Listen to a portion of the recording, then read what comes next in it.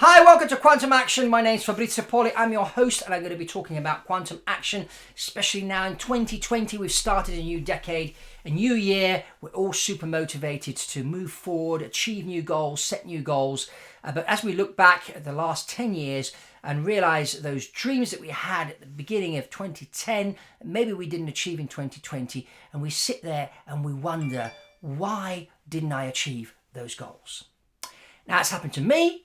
It's happened to you. It happens a lot.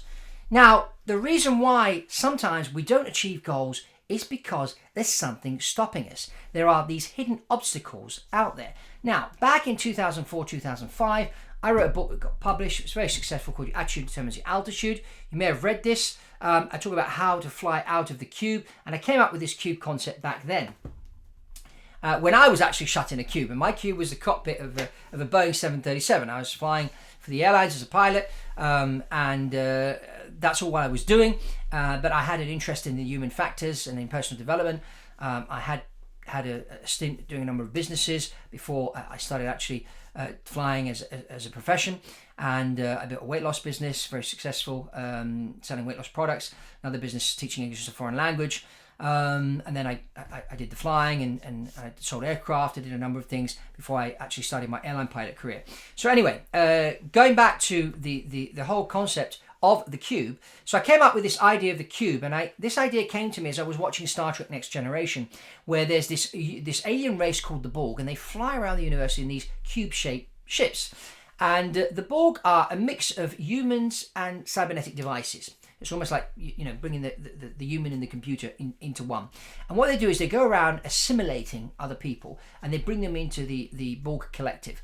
And none of these people in the Borg collective are allowed to have an original thought. They all think alike. And so I'm looking at society and I'm thinking, society seems to be going in this direction. And now this is back in 2005 when social media wasn't around yet. The smartphone hadn't been invented yet. And now with social media, with smartphones, we see more and more of this happening. And with the way things are going, also, on the political arena, to do with religion and all sorts of other geopolitics and whatnot that's going on out there, it seems like today, if you aren't a leftist or you don't believe in leftist politics or socialism, then you're a bad guy. You need to be censored, and a lot of people are being censored because of they're Christians, because they're white, because they believe in marriage between a man and a woman, because they're like Donald Trump or they're for Brexit. All these reasons. If you have that kind of ideology, then it seems like the system is trying to censor you and stop you, because what the system is trying to do is trying to create a Borg collective here on Earth. And this is kind of just an observation of mine. Am I right? Am I wrong? Post your comments below. I'd like to get the conversation going. But let's get into the cube now. And the action cube, each side of the cube is a letter that spells the word action. And so you need to be aware of the action cube in order to take that quantum action, because there are elements there. There are 5 sides of the cube. They're actually the things that are stopping you from achieving your success, making that quantum jump and taking your life to the next thing, or 10x it, as Grant Cardone likes to call it. So let's look at A as alpha, or as A stands for atmosphere. And when I mean atmosphere, I mean the environment around you. Now, a lot of talk about epigenetics lately and about how environment can influence cells and influence people and animals and whatnot. But in atmosphere, there's a story I like to tell, which is the parable of the banana tree. And it's not taken from the Bible. It's a parable I came up with myself. Now, banana trees grow very well in Sri Lanka. They've got some great bananas in Chile as well. They have some great bananas. But, the atmosphere there, the weather, favors the growth of banana trees. But if you take a banana tree and you bring it over here to England and you try and grow bananas in your back garden, you'll probably fail. Now, is there anything wrong with the banana tree or the banana seed? No, the problem is the environment or the atmosphere. So let's translate this into our own lives. So I believe each one of us come to earth with a certain number of talents. But that talent or that seed, in order to flourish, has to be in the right environment. Now, you may be in the wrong relationship. You may be in the wrong profession. You may be working for the wrong company. So it could be that you may be playing for the wrong soccer team. You may be playing the wrong musical instrument. You may be in the wrong position in your soccer team. You may be playing in goal, or you're good at being a striker. There's something in your life to do with the atmosphere that's not allowing you to flourish. And so that's really, really an important element of the cube, is understanding the atmosphere and understanding if you are in the right atmosphere. So that's the A for atmosphere. The second letter is C, and C stands for cash. And when I say cash, I mean money. Now, a lot of the programming that we get about money, where money doesn't grow on trees, there isn't enough money to go around, and we have to look at the origin of money. And a lot of the money that's out there today is what's called fiat currency. And fiat currency can be produced unlimited. The Federal Reserve decide that. They just keep printing money, and today they don't print money. I think only 5% of the money in circulation is actually printed, either in coin format or in banknotes. Most of it today is digital. And so, what we have to look at is the history of money, and and how banking actually started, where people were walking around with pieces of gold and silver, and that's how they were bartering and whatever. And then they came up with the idea of the coins and then the bank, where you could store your gold. And then back in 1913, and if you haven't read the book The Creature from Jekyll Island, I encourage you to get that book and read it and study it, because it explains the origins of the current banking system we have. And so they're creating this money out of nothing. The reason inflation happens is because the value of money decreases. But real value is in things like gold and silver, even cryptocurrency to a certain extent, because there's only a limited number of bitcoins that can be produced. While with the pound, the euro, the dollar, the yen, whatever currency you use in your country, they're just printing that at random. And I just always like to use the analogy of Monopoly, which is a game which is played all over the world. Imagine you're playing Monopoly with some friends, and you maybe did over Christmas, and suddenly somebody finds another Monopoly game in the house, and they take all the money out of that Monopoly game and they distribute it equally amongst the players that are playing around your board.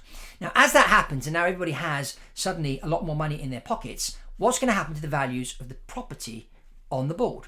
Now that everybody's got more money, and you want to sell, one of your properties to the guy sitting next to you, and he's got another, 50 million sitting in his hand, you're going to charge him more money, because he's got more money. And guess what? Because he's got more money, he's going to spend more money.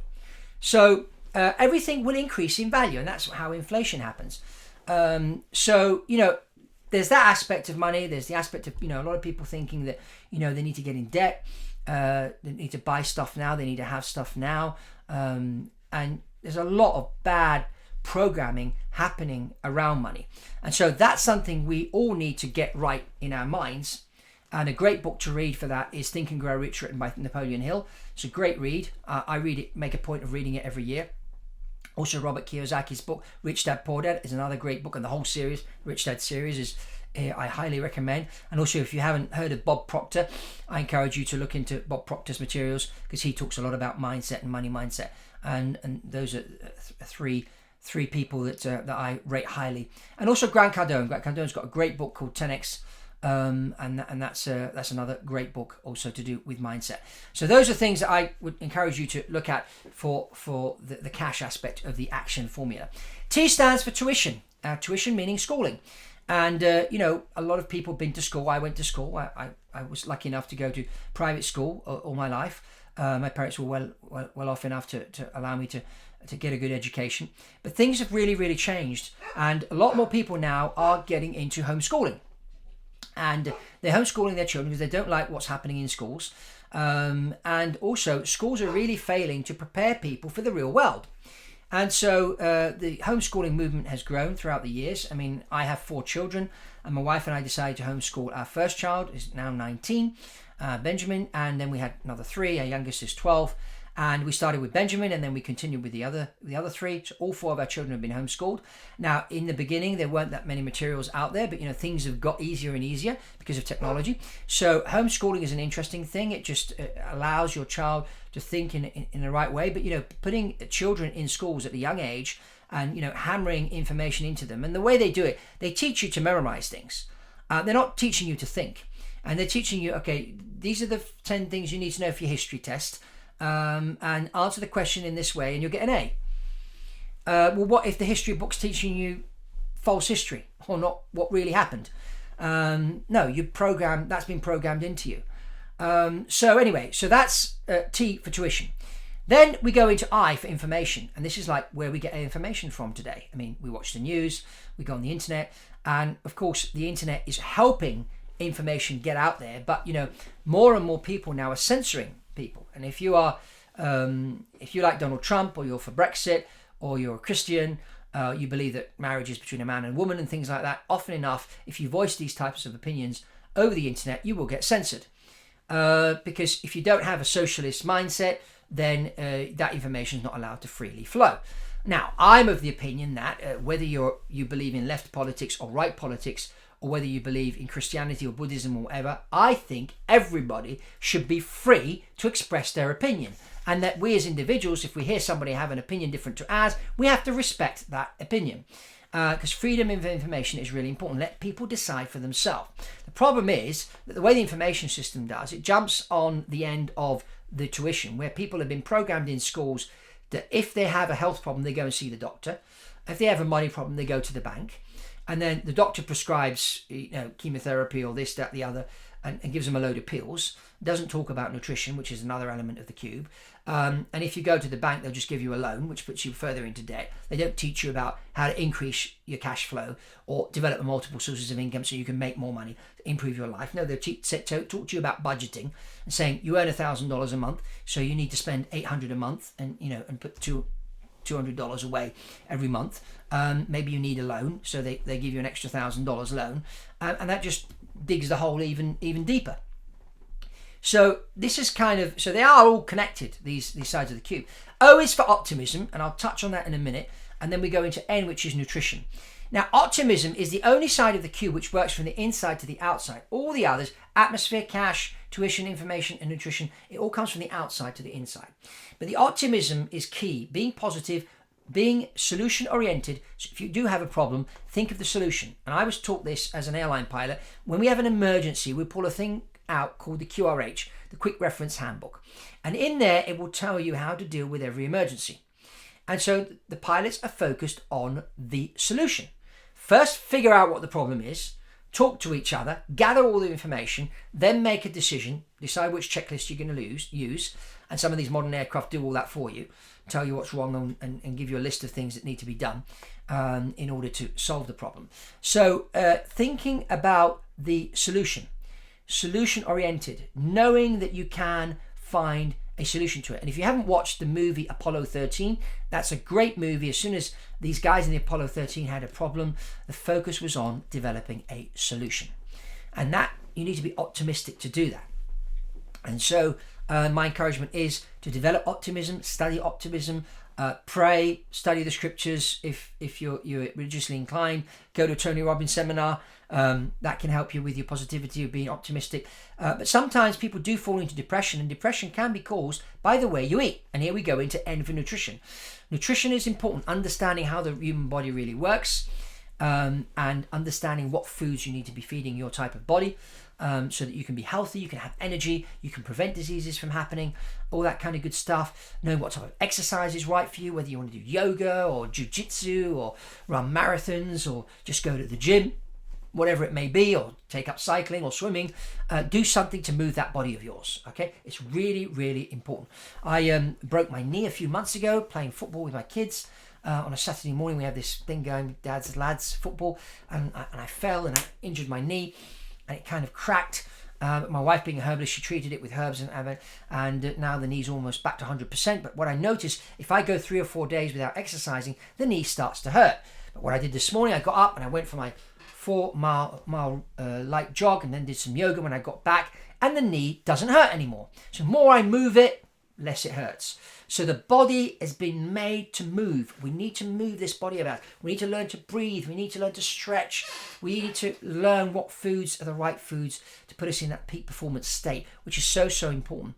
So all these sides of the cube are connected. This is action. In order to have that quantum action, you need to study action in order to take action. So look at the atmosphere, the cash, the tuition, information, the optimism, the nutrition. And so these are all subjects we're going to be talking about here on the Quantum Action YouTube channel this year. I'll be talking about some books that I've read or I've been reading, different things I've learned lately. We'll be interviewing a number of interesting people which can offer insights into improving their health or improving their cash flow, coming up with new business ideas. We'll have some business entrepreneurs on, tell their story of how they made their fortunes and how they developed their talents and things like that. So there's going to be lots of interesting things here. So if you've got any recommendations book-wise, or maybe you'd like us, any guests you'd like us to have on the show, just ping that below here in the comments section. If you haven't watched BizJet TV and you have an interest in private aviation, have a move over to that channel and have a look at me there. I publish every week. We'll be publishing once a week here on Quantum Action. So give us a thumbs up, share this with your friends and family, because this year is your breakthrough year. We're all going to break through together here. We're going to study this subject together, and we're really going to go and take quantum action. So that's all from me on this episode. Please subscribe to this channel if you haven't done so already, and let's take quantum action.